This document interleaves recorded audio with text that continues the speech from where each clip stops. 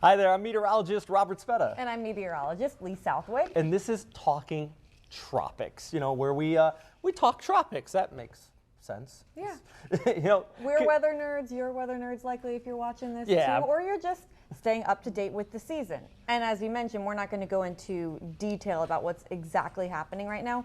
We have the website for that, Talkin Tropics on the web. Yeah, Hurricane Central. Make sure you go there at firstcoastnews.com for the latest information on any named storm systems or anything like that. But we're going to give you a broader scope of what's happening in the tropics, help you get prepared for hurricane season, which is going to be, based on everything we're seeing right now, Lee, an active season. Yeah, it was technically a slower start to the season when you compare it to years past, but that does not mean that it's not still going to be a very active season. In just the last few years, it's a little bit later, but still, actually, let's take a look at the numbers from NOAA, because this is interesting. First off, they came out with this a few weeks prior to us recording this. This is the highest they've ever forecasted for total numbers of a hurricane season. For example, named storms 17 to 25, the average being 14. I mean, even on their low side, they're like, yeah, it's going to be above average. It's still going to be, yeah, no matter what, above average. And then just to look at like the hurricane numbers compared to that, so on average, 7 hurricanes. That's still a lot for the entire Atlantic Basin to deal with, but they're going with 8 to 13 hurricanes this year. And then we talk about majors. Now, majors 4 to 7. You're getting one major hurricane in a season. It could be incredible. 4 to 7, that is Cat 3 or higher. I mean, that's a busy season, and there's a lot of energy out there. There's a lot of fuel for possible development, meaning sea surface temperatures even all the way out into the main formation region, where they should be for August in early to mid-June. Right. So that means, as we talk about sea surface temperatures, just one of the factors, but the fuel for hurricanes. That's why it's not surprising that we could likely have major hurricanes, multiple major hurricanes. We have all of that fuel out there, and we have it ready now in June as opposed to August, like you said. And there's a lot of other factors. We're switching over towards the La Nina. The point is things are coming together for an active tropical season. And you mentioned, it's a little late in the season for our first named storm. Average first storm, by the way, typically should be June 20th. So, in mid-June, sometimes we don't see, on average. Now, if you go over the last 10 years, yeah, right, they have taken place in May. But those storms typically are inconsequential. They usually move out to sea. So, the fact that it's mid-June and we still haven't had a named storm, don't let that have your guard down. And as of this recording, because there could be one soon, a named storm soon. Exactly. And, we got multiple areas out there continuing to watch in mid-June. So things definitely could change up pretty quickly. So, yeah, as we look ahead, a lot of energy. Season's looking pretty active, so we want you to get ready for it. And speaking of getting ready, some people have built amazing houses, right? There's ways that you can build and prepare and protect your home from hurricanes and tropical storms, and you got a first-hand look at this. Okay, first off, I want to set the stage here.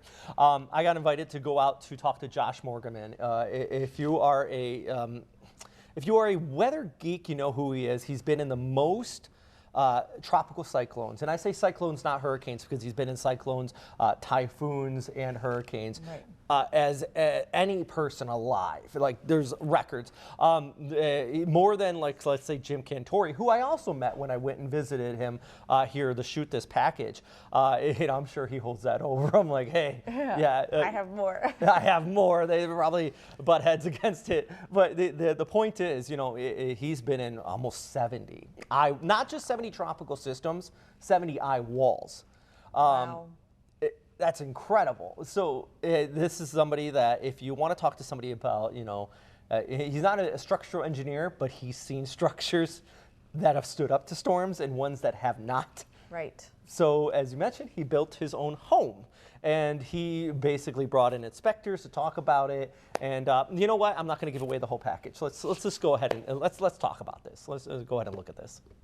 With the average number of hurricanes each year increase and insurance rates through the roof, we are all looking for a way to keep our homes safe. To get some advice on this, I traveled to Bay St. Louis, Mississippi to talk to this man, Josh Morgan. He's been in the eye of 70 hurricanes, more than any human alive. Decided to build a house here. One issue here is that this is ground zero for some of the greatest hurricane disasters in American history, like Hurricane Katrina, like Category 5 Hurricane Camille. So I was like, all right, if I'm going to build a home here, it has to be designed and built right. It has to be hurricane tough.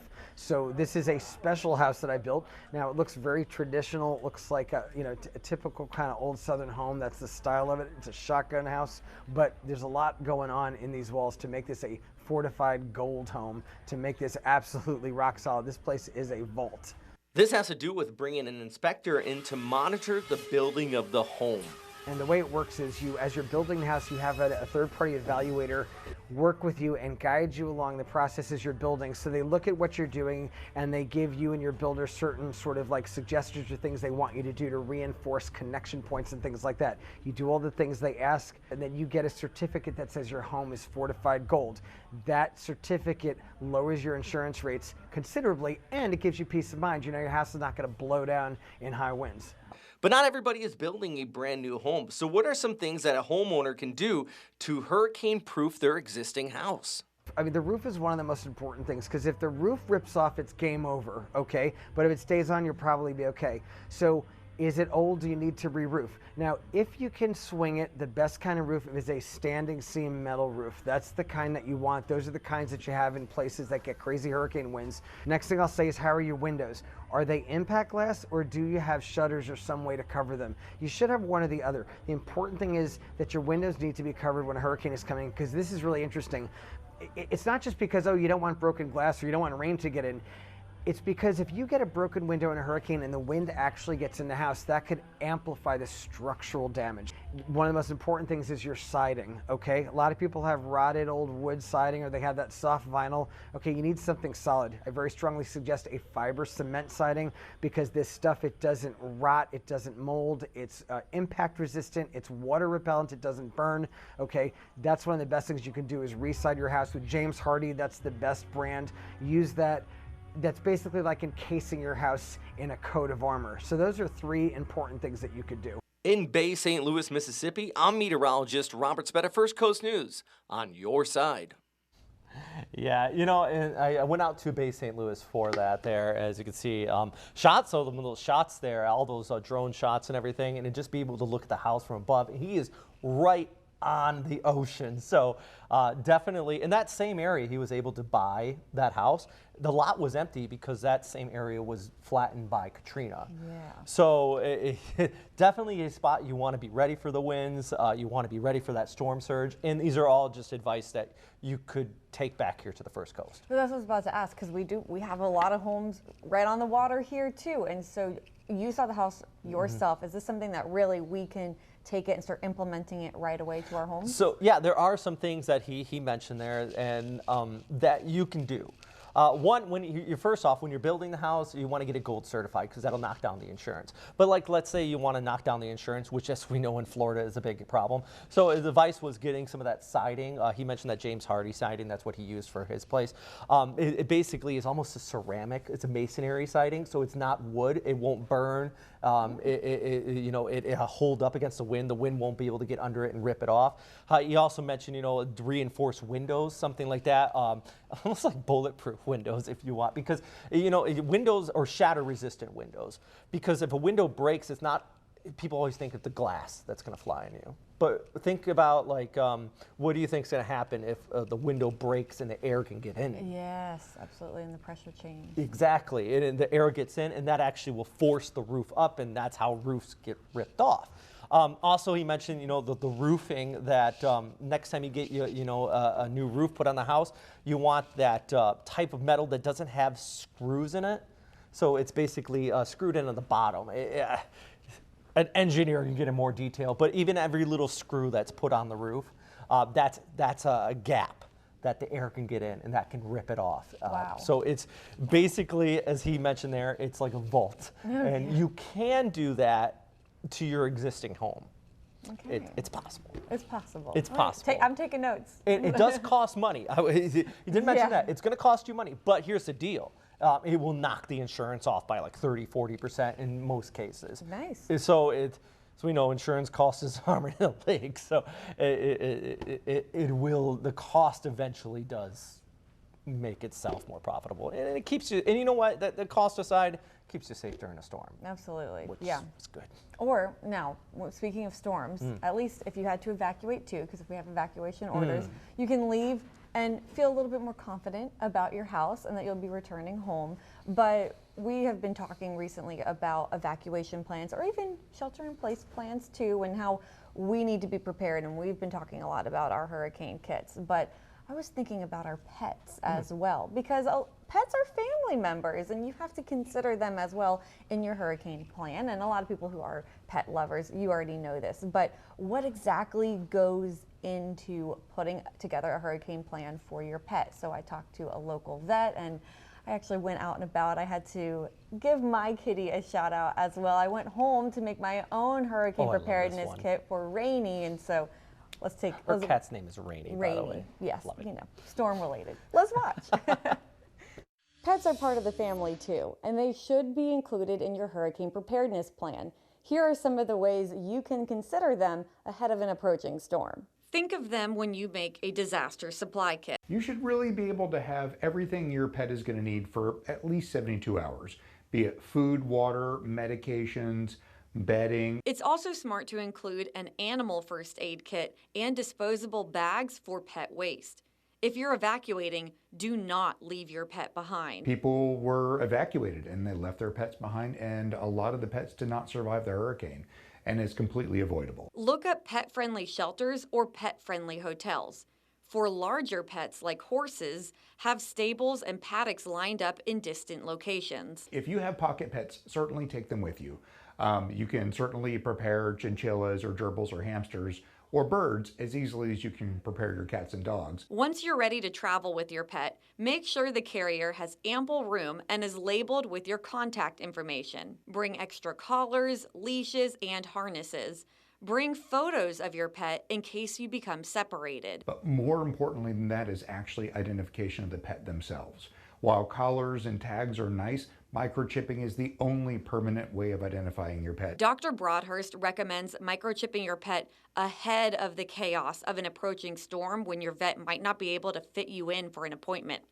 Also get a copy of your pet's medical records, so a vet in the area you evacuate to will be able to properly care for your pet if needed. Most pets don't travel particularly well, so if you know that you have a problem traveler, be sure to talk to your vet before hurricane season. Talk about getting sedatives for the travel if need be. Rainy is a nervous traveler, and the veterinarian prescribed calming medicine really helped her. And for a list of some of the pet-friendly shelters in the area, you can head to firstcoastnews.com. I'm meteorologist Lee Southwick. First Coast News on your side. She wasn't having it at the end of the filming. She's so cuddly, but obviously camera shy. She did not want And Lee just mentioned something to me. Every single video in there was original video of pets here at First Coast News. Yeah, you got to see your kitty in there too. Mine was the one wearing the shirt that looks like he's, he's just chilling there with his leaning back. Literally perfect. Perfect. Oh.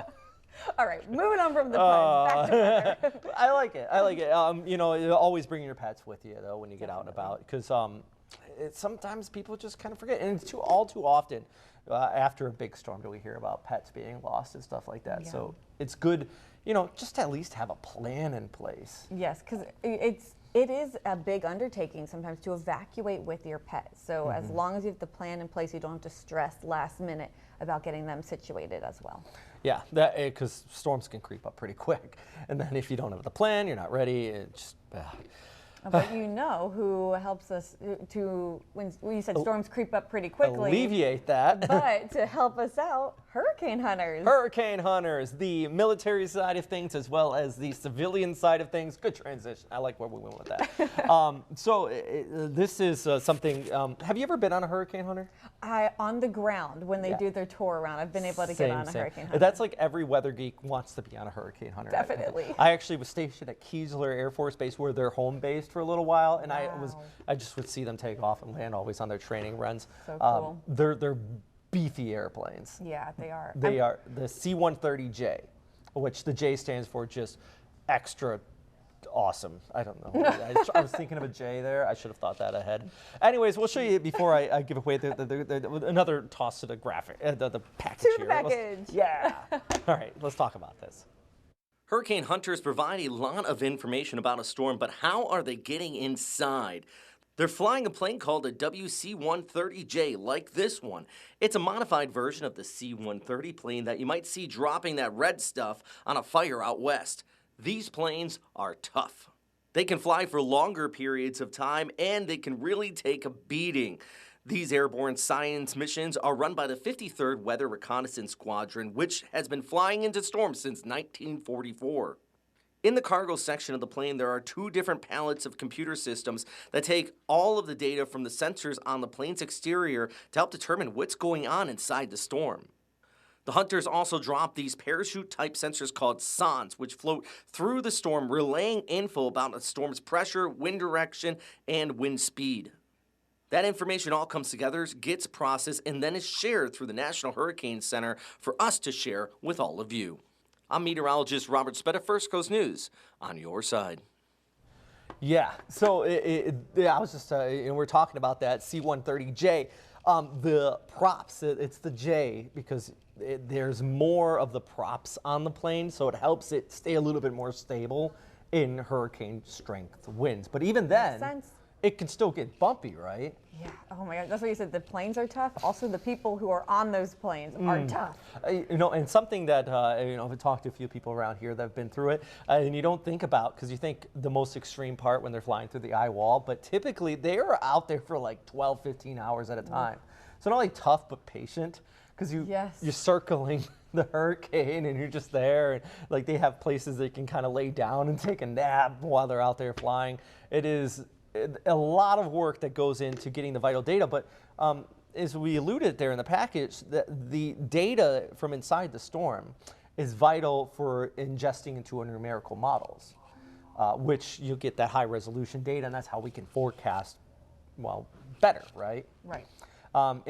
For example, in places like in the South Pacific, around Australia, or the Western Pacific around Japan, they don't have hurricane hunters, and it has something you hear time and time again out in that area of the world that they're like, I wish we had what the United States has. So don't ever take our hurricane hunters for granted. They're so necessary, so important. Oh, they're doing every forecaster's dream work out there, and it helps us out so much. And we really will need it this season with the active season that is coming up. Yeah. And we were just talking about averages too, because at the top of the show we had talked about the averages. Maybe we could pull up that graphic again. Yeah, we can go back to the weather graphic real quick, because this is something that I do want to stress. You know, those average named storms of 14. That is our new average.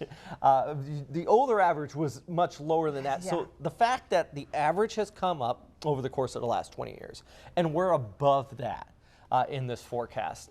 This is not meant to seem hype-ish, I suppose. Because it might come across that way, but these are just, these are all the factors. It's like if you have a math problem and you say 2 + 2 = 4, no one's going to be like, well, you're hyping that, because 4 is higher than 3.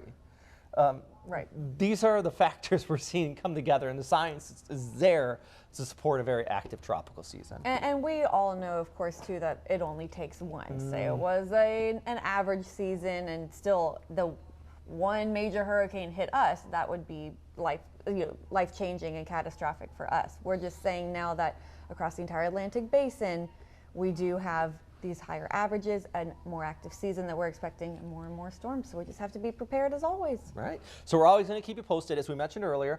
FirstCoastNews.com, Hurricane Central, or of course watch First Coast News. You know, we get the latest information, and we'll always be here, especially whenever a storm, forms or threatens or anything like that. Keep you posted. Exactly. So we'll have another one of these Talkin Tropics that we do next month. But like you said, we're always online. We're always on your TV. And we're always here. You can email us or social media us too. Send us a message. All right. Have a great day.